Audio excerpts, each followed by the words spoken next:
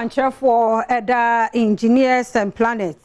Now, one so Jata Cement, Yanadia Ibrahim Mahama, or Yameswa, dear Yanuan Sua, Yabi Yentia, Konya, how ever so, our Tom Mensini, Mien Sanimu, Kata and Lonica to South, no, or call your mother, ya, Adom TV, Tossi. Now, what you can grant someone no a sign, Akosombo Tadia will be a 2 months, and Sui a year for month 4. Or from Mantamu any in Krahodwa, a ben womo, and I'm so, a man for Japade, assess say, man for the duana, and as I say, when your baby kura entena. Ibrahim Mahama, a ye, engineers and planners see you when your money winning at your chimcomo. Was sharing from Avele, Papa, down to City. Unfortunately, I started it.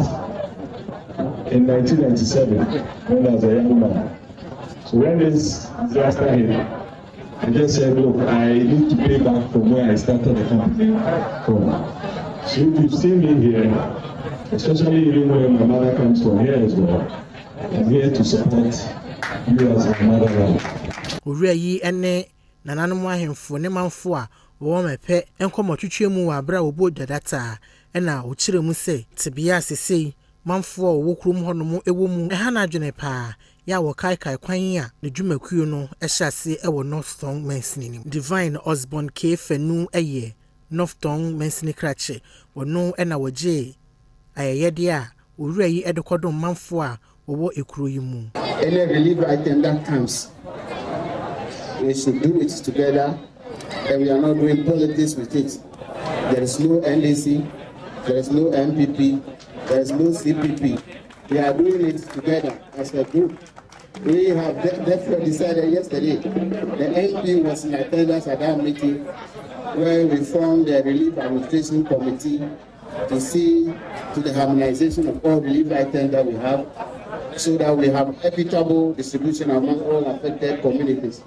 Okujeto ablakwa eye Northton emrashebedwani wojina amrashebedwafo nyina anemu ede asida PSC ema Ibrahim Mahama ewo niama wode kodom manfo no. So on behalf of the chiefs, on behalf of our queen mothers, on behalf of the over 14,000 victims, we say, Mr. Ibrahim Mahama and your wife, Maune Irami. And I must say that Ghanaians have been very generous and we have been very touched indeed. We want to assure Ibrahim Mahama and his wife that to the last item, they are going to the real victims. There is no diversion, there is no